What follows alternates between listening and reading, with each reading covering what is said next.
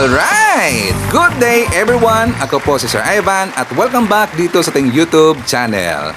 At before tayo mag-start mga kababayan, syempre kukumustahin muna natin ating mga kababayan na nandito sa Pilipinas at ang mga kababayan natin na nandun sa ibang bansa, mga OFW, na walang sawang sumuporta dito sa ating multi-programa. Thank you so much. At syempre, hindi natin kakalimutan, i-shoutout natin ating mga pinalangga na mga legends, ang mga senior citizens. Hello po, kumusta ang lahat? Okay, so mga kababayan ko, magkakaroon tayo ng content changes dito sa ating channel. Kasi marami na pong nag-message sa Sir Ivan, marami na pong nagsabi sa atin na sana daw iiklian ating vlog mga kababayan. Diba ang usual length of time ng ating vlog mga kababayan at yan po ay umaabot ng 1 hour to 10 minutes to 20 minutes. So ang gusto ng mga kababayan, 20 to 30 minutes lang daw. Kasi daw hindi sila unlimited ang kalang data mga kababayan. So probably, kung gagawin natin po na 20 to 30 minutes, makakapag-topic tayo dito. Magkakapag-tackle tayo dito ng 2 to 3 topics or 4 topics if I'm not mistaken. Well, okay yan sa akin. No problem mga kababayan. Yan po'y advantage. Bakit? Para makapag-upload pa tayo ng ibang video mamaya. Okay? So, ayun mga kababayan ko, before natin pag-uusapan si Arnel Ignacio kasi meron pong update.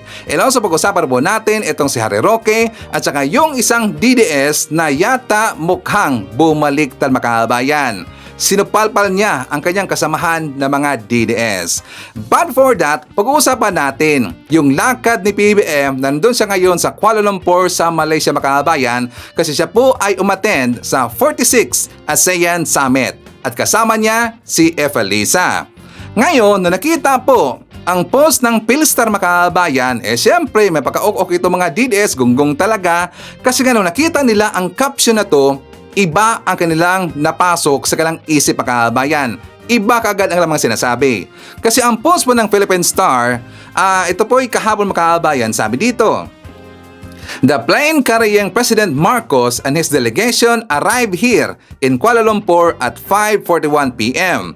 Marcos will attend the 46th ASEAN Summit which is expected to tackle regional and global issues including the South China Sea and the US tariff." So, ang lakad po ni PBBM mga DDS, hindi lang yan lagoy-lagoy. Unlike doon kay Sara Duterte, puro lang lagoy-lagoy, puro lang bakasyon, at saka may plano po siyang pupunta doon sa Qatar mga kababayan. After daw sa Qatar, sabi po sa balita, si Sara pupunta sa Qatar, and after that, pupunta doon sa Dahig mga kababayan. O diba, ang bakasyon lang? Walang trabaho. Sayang no, ang mga pinansulo natin sa kanya mga kababayan, walang trabaho talaga eh. So dito po kay BBM, yan po ay isang foreign trip. Working visit ho yan. So malaking benepisyo ang makukuha dito ng bansang Pilipinas, mamayang Pilipino, dito sa lakad ni BBM. Ngayon, ang post dito ni Mark Bundok de Leon, sabi niya, "Ayusin nyo, Philstar.com ang linyahan nyo ha." Not just Mark Bundok de Leon ang nag-post mga kababayan. Narepost sila, pati po sila si Joey, si Mau Spencer, at saka si EB Jugalbot. Nakita ko. Nung narepost nila itong Philippine Star, ito kagad ang kanilang kinoment. Sabi nito na isang Japanese name, "Kala ko naman nag-plane crash na."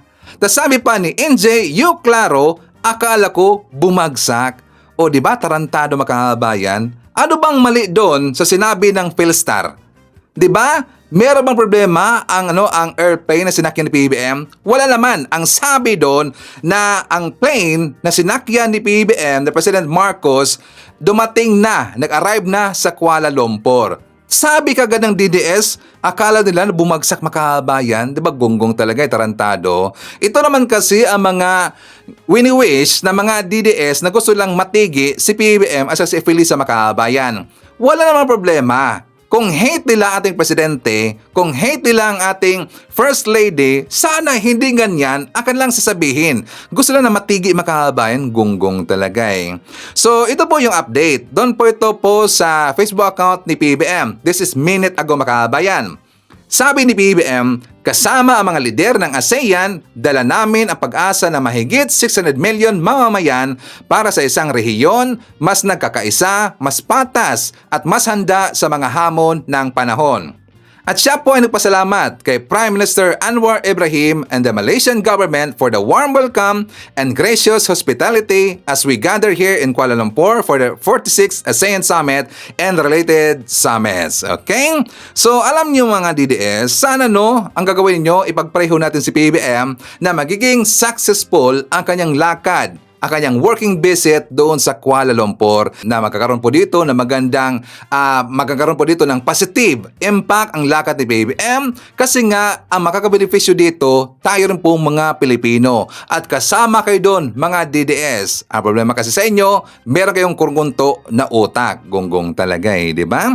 So anyways mga kabayan ko, ipapakita ko rin po sa inyo yung mga proyekto, yung pinuntahan po ni PBBM na inauguration doon sa iba't ibang lugar, kasi nga nakita natin dito yung pagsisikap ng ating presidente, ang pagsisikap ng ating gobyerno para mapaunlad pa ang bansang Pilipinas. For more details, let's watch this.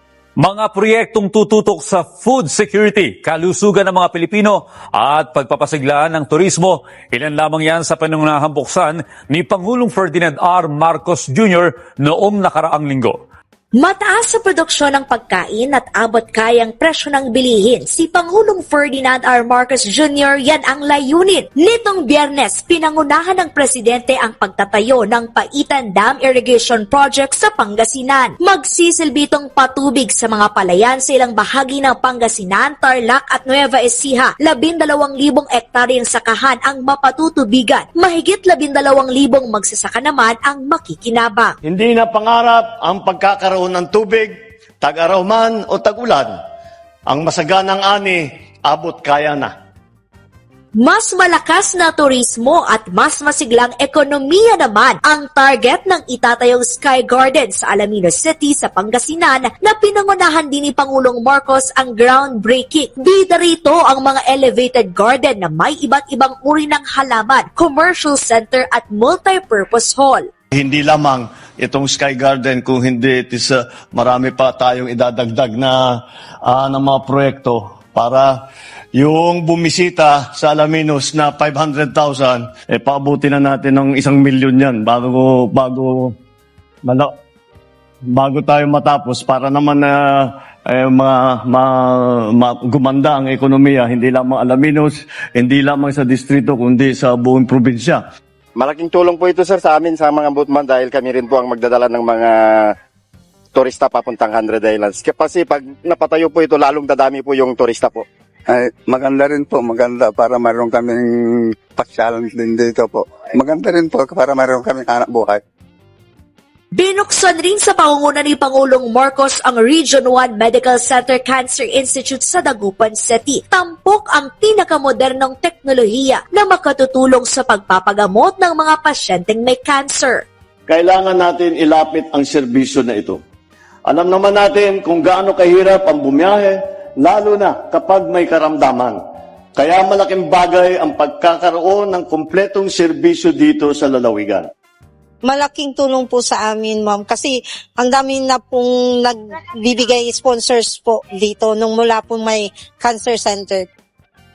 Maari na ring tumanggap ng pasyente ang 50 bagong urgent care and ambulatory services o bukas centers. Ayon sa Malacanang, sa kabuuan, may 26 na bukas centers sa Luzon, 8 sa Visayas at 17 sa Mindanao, na kasalukuyang nagseserbisyo sa higit 500 pasyente kada araw. Maghahatid ito ng libreng serbisyong medikal, gaya ng laboratorio at operasyon sa mga Pilipino na kailangan ng medikal na atensyon sa pinakamalalayong lugar. Target ng Department of Health na makapagpatayo pa ng hindi bababa sa 28 na bukas centers sa buong bansa para mapagsilbihan ang nasa 28 milyong Pilipino na nangangailangan ng accessible at dekalidad na serbisyong pangkalusugan.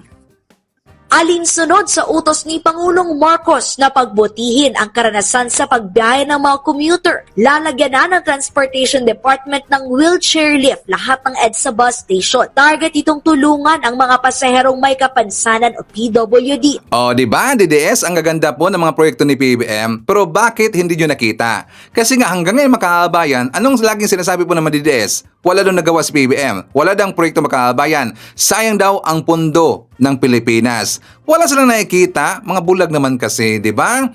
Kung manood lang kayo sa mga programa po ng ating gobyerno, sa mga platform ng ating gobyerno at lalo na sa mga pro-admin vlogger, malalaman ninyo yung mga proyekto, mga programa, mga pulisiya ng ating gobyerno.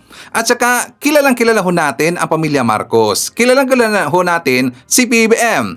Hindi niya sasayangin ang tax ng bayan. Talagang pagtatrabahoan niya. Talagang pagsisikapan niya na tayo po ay maserve or maservan po na magandang programa. Katulad yan, mga DDS, di ba? So, nga makahabaan ko, i-forward ko muna dito po sa isang DDS na ngayon, sinupalpal niya ang kanyang kapwa DDS kasi nga mga bulag makahabayan. For more details, let's watch this. Wala namang matinong ginawa yan si Bongbong Marcos. Wala. Bangag lang yan. Alam niyo ba, hindi ko binoto si Bongbong Marcos. Actually, I campaigned against him. Pero pag may nagagawa naman na maayos, pwede ba mga ka-DDS, wag naman nating sabihin wala. So meron daw binuksan na cancer hospital si BBM kahapon. Teka lang, edi sinearch natin, tingnan natin kung totoo, diba? So guys, libre ang Google ha. Ayan, o ginugol ko lang, Cancer Hospital BBM. Ang daming lumabas. O meron ditong groundbreaking noong 2024. Saan naman tong hospital na to? O tingnan natin, ang daming ads. Sa San Fernando, Pampanga, set to open ng 26. O, meron na tayo sa Pampanga. Tapos, ito meron sa PIA, Philippine Information Agency. O, meron dito, Region 1 sa Pangasinan naman. 'Di ba? Ano pa ba to? O, first dedicated 2003 to. O, meron din sa Taguig. Ay, nako, ang daming ads. So, yung sa Taguig ata, ito yan, oh. Ako. Ano ba ito? Kung verify you are human pa. I am human. I'm only human. Ganyan, di ba? PBBM reaps fruits of US visit to health with Healthway Cancer Care Hospital inauguration in Taguig. Ganyan. Ang punto kasi dito mga ka-DDS, huwag sabihin walang ginagawa kasi meron. Gusto niyong palabasin na walang ginagawa para si Sara Duterte ang pumalit po niya. Ano man nagawa ni Sara Duterte sa totoo lang? Sa totoo lang. Aminin niyo. O, di ba? Supalpal. Sinupalpal niya yung mga tangang mga DDS makabayan. Kasi nga, puro walang alam. Puro lang naman kasi ang pinapanood nila ng mga vlogger, yung mga nagbibigay sa kanila ng fake news. Kaya wala silang alam. Buti na lang yung isang DDS makabayan marunong mag-research, no? So anyways, meron pong isang katangahan ang ginawa ang DDS. Kasi kahapon makabayan, parang coordinated talaga eh. Kasi nga, biglang sumabog yung video ng baha. Pero nakita ko yung makahabayan, baha ho yun ng Davao. Di ba hanggang ngayon, binaha pa rin po yung Davao makahabayan until at this moment. Binaha pa rin po yung Davao. Kaya tayo po magtataka, saan ba dinala yung 51 billion pesos na flood control project or funds po ng flood control project ni Pulong Makabayan? Di ba kawa talaga eh? Tingnan nyo sa Facebook, itype nyo baha sa Davao. Hanggang ngayon, binaha Makabayan. At ang dami pong mga barangays na apektuhan doon. Na nakita ho ng mga DDS kasi nga syempre umatake rin po yung mga pro-admin vlogger, inasar nila yung mga DDS. Ano nangyari sa Davao? Bakit binaha pa rin hanggang ngayon? Ginamit yung video, inilagay sa gilid yung speech ni PBM. Di ba sabi niya, naalala ba natin yung speech ni PBM doon sa Paitan Dam na nagkaroon po ng inauguration that is 2 to 3 days ago makabayan. Kasi nga sabi niya doon na instead daw, ang gagawin daw, iipunin yung baha para magamit ito sa panahon ng tagtuyot makabayan. Di ba meron po sinabi doon si PBM, iipunin daw yung baha makabayan para daw magamit ito sa panahon ng tagtuyot. Ngayon, nilagyan nila ng captions na anong nangyari dito sa presidente, mukhang daw bangag. Hindi daw alam ang kanyang sinasabi. Kasi daw yung baha iipunin daw makabayan. Doon lang sila nakafocus sa iipunin yung baha. Hindi nila alam kasi kung panonoorin nila yung buong speech ni BBM doon sa inauguration makabayan, ang sabi ni BBM na ipunin na yung baha mapunta doon sa dam, mga kababayan, sa dam. Hindi lang saan kundi sa dam. Kasi ang tubig sa dam, magagamit ho yun sa panahon ng tagtuyot. Maraming magagamit na tubig doon sa dam. For example, doon po sa irrigation project, dyan sa sakahan natin, mga kababayan. So, talagang matutulungan dito yung mga kababayan nating magsasaka at syempre yung mga Pilipino dahil po sa tubig ng dam, mga kababayan. Hindi ka sila naintindihan. Puro lang sila banat doon sa ipinakalat ng mga DDS vlogger na doon na po na portion na speech ni BBM.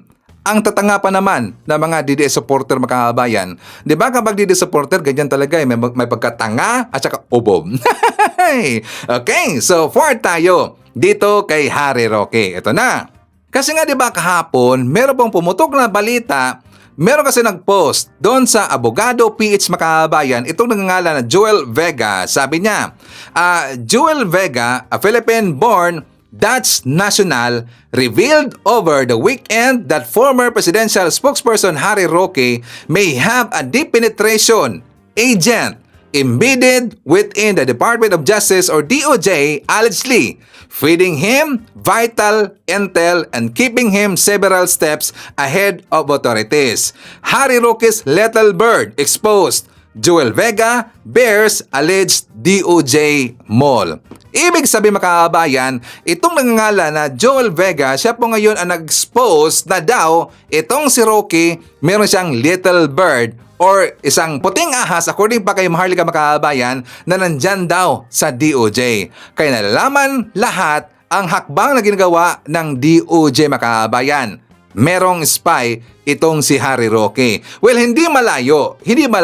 Kasi nga kung titingnan natin, mga kababayan, yung mga vlog ni Harry Roque, di ba very confident siya? Merong repost or meron pong reply itong si Pibos Talaquera. Sabi niya, Joel Vega, totoo yon.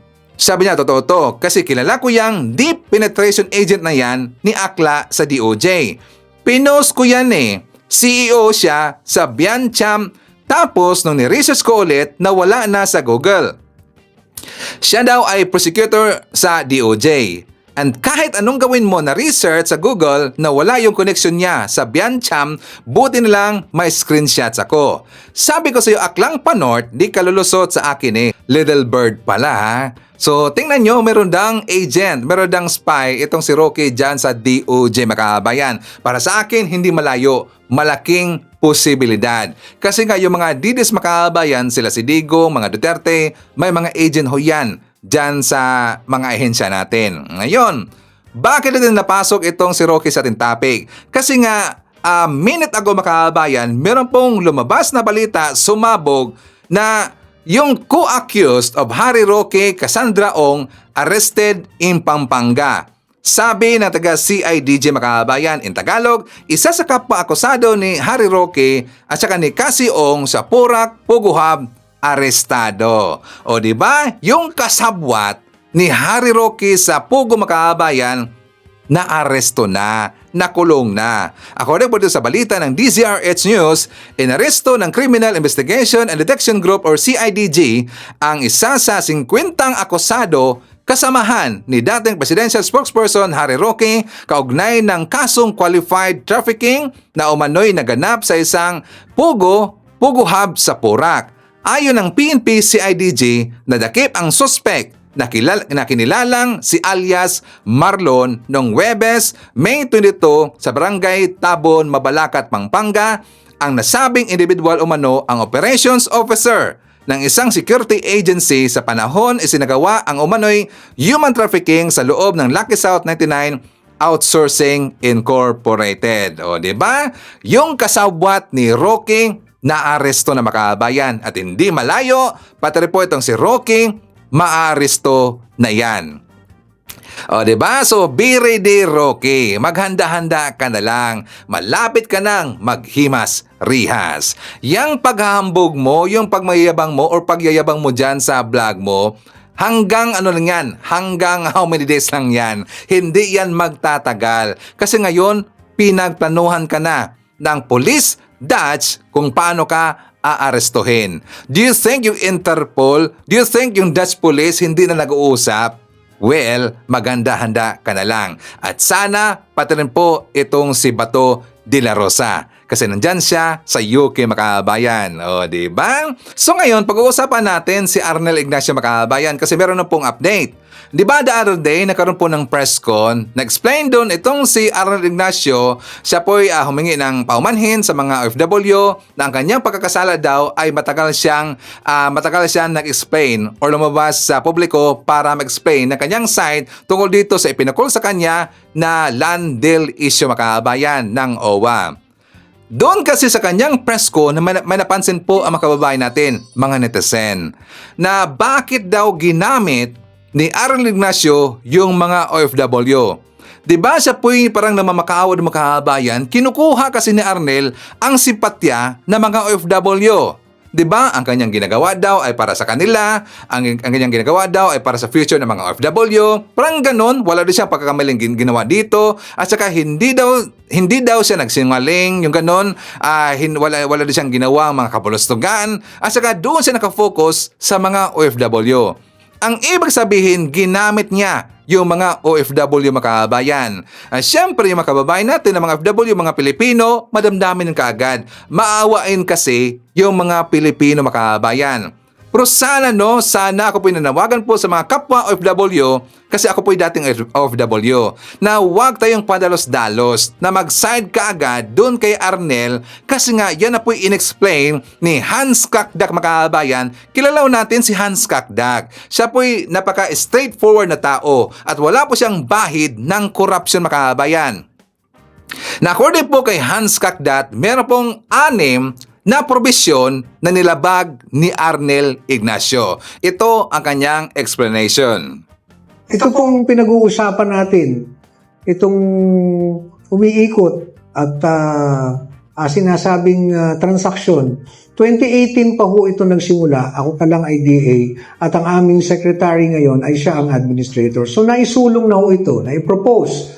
But let me tell you, to the OFWs I have been serving, hindi ko kayo pinagtaksilan. Ginawa ko lang ito para sa inyong pagmamahal at wala po akong kinita dito.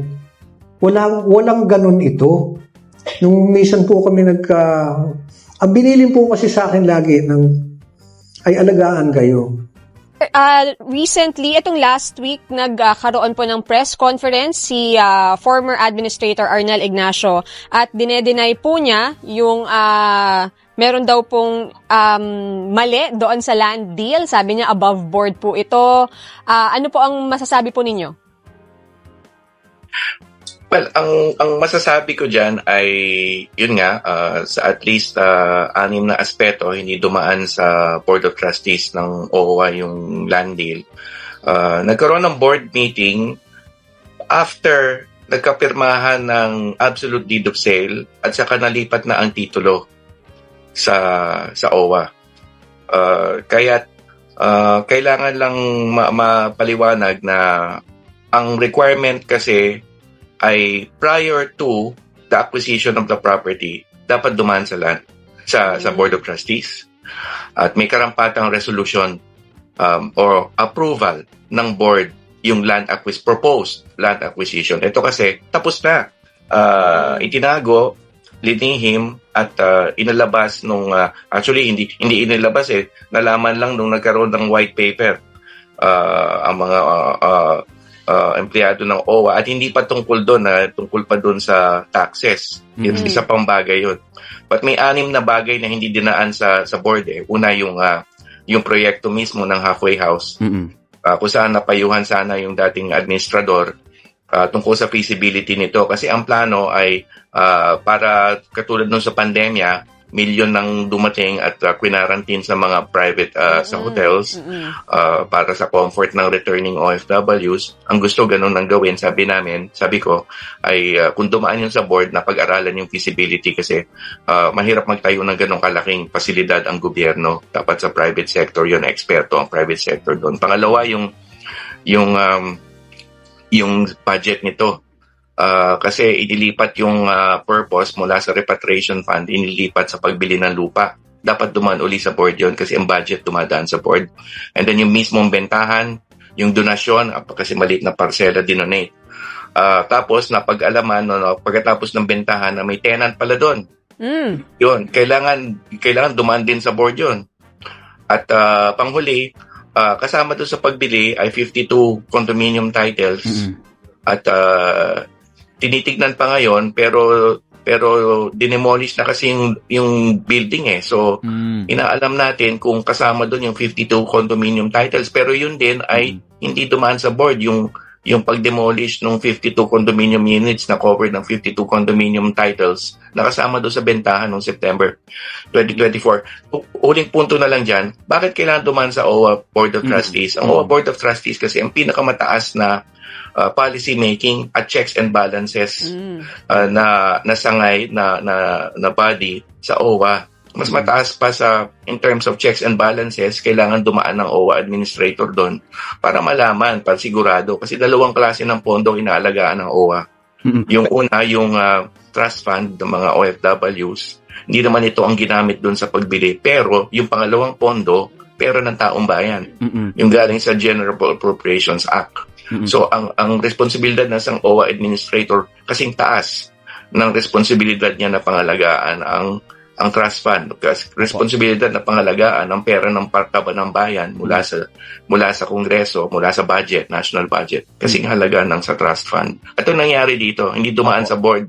Ang napakaraming bagay, dumaan lang sa board nung tapos na. Nung nagkabentahan na, linihim sa akin at sa aming lahat sa board. So yung 1.4 billion, Secretary, na ibayad yun ng buo? Yung 1.4 billion?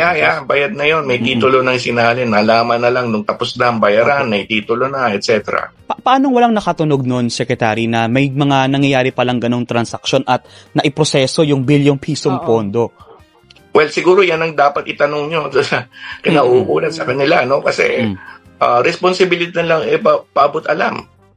At hindi nila ipinabot alam at inilihim dahil nagkaroon pa ng mga board meetings noon na hindi naman binanggit o hindi kinalendar for agenda items. So magkakaroon ng internal investigation sa mga tauhan? Nagkakaroon na. We're wrapping up our investigation.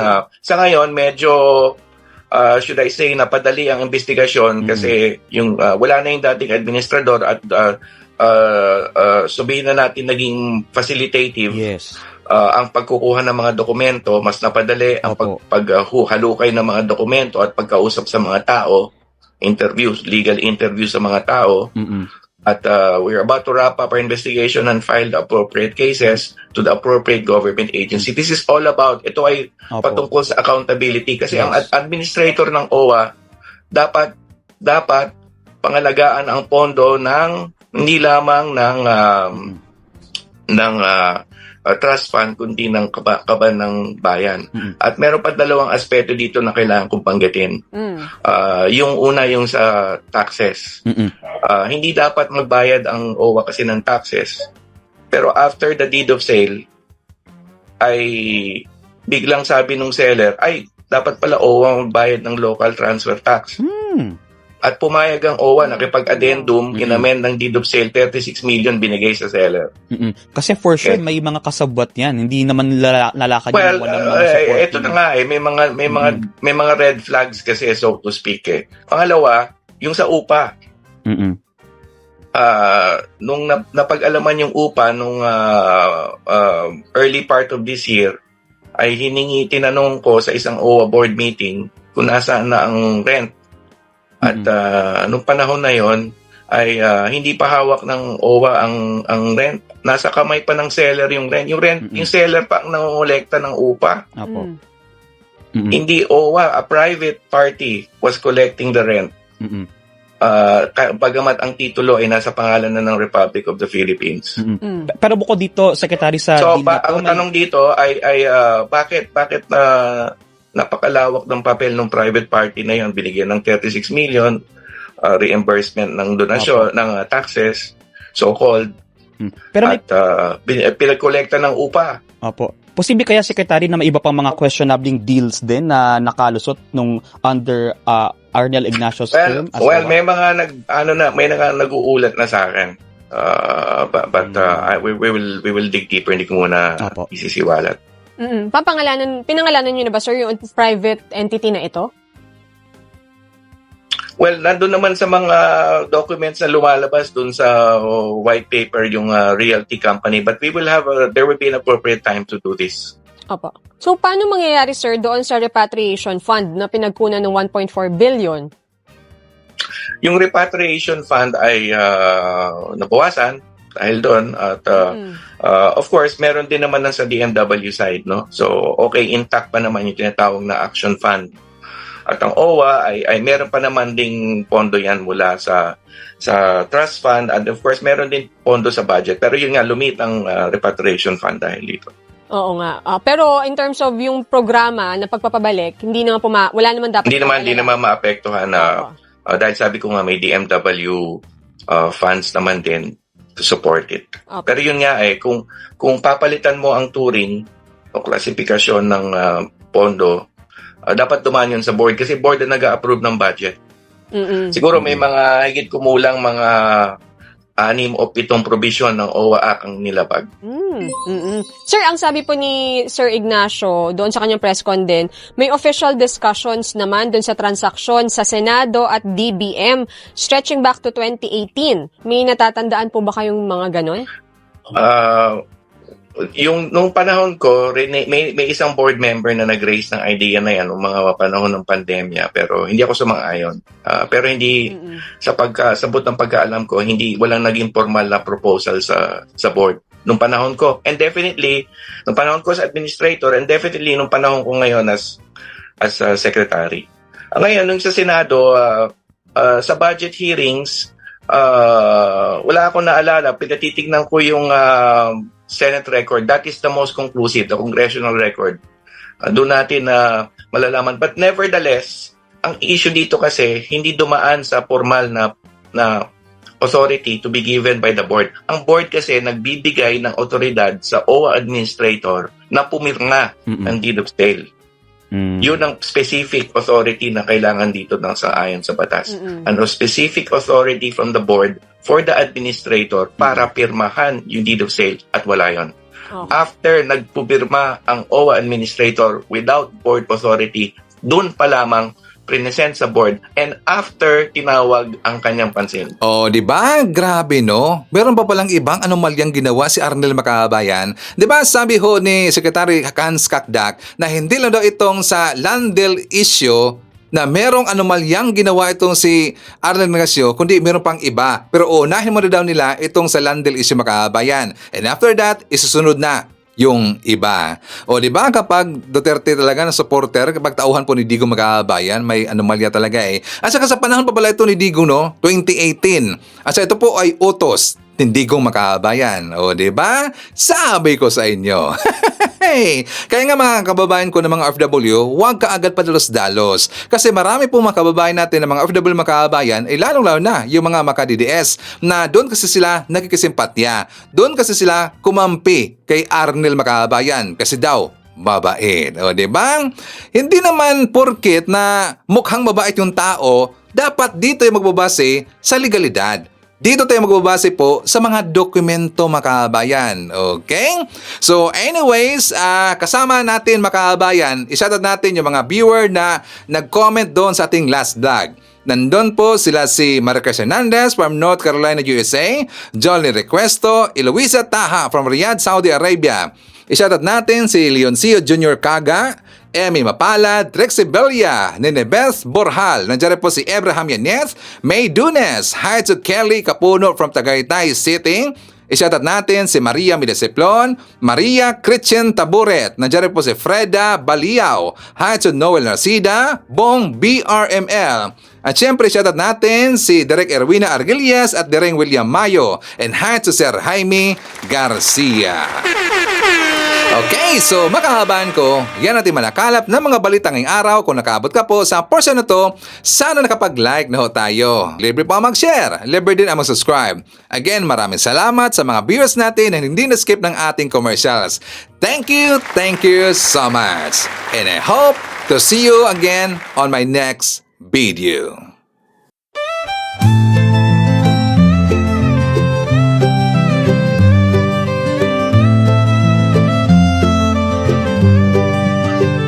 Sa bawat pagsikat ng araw, Ikaw ay nandyan, tinig mong matatag, sa amin ay gabay, pag-asa ng bayan, pangakong totoo. BBM, isa kang totoong tao. Sa mahirap at api, ika'y sumusuporta. Tapat mong paglilingkod, lahat kami nakakita sa iyong pamumuno. Bayan ay umaangat, bagong Pilipinas, pangarap ay tapat. Ikaw ang aming BBM, Pangulong matapat, sa puso ng masa, inaangat ating watawan. Sa hirap at ginhawa, ika'y kasama, Pilipinas ay papangon, dahil ikaw ang pag-asa. Mula Luzon, Visayas, hanggang Mindanao, boses mo'y umaabot, dala ay pag-ahon, magtulungan, magkaisa. Sabi mo sa lahat, para sa bayan, ikaw ang aming alamat. Ang pangarap mong bansa, taas noo masagana, manggagawa't magsasaka, binigyang halaga.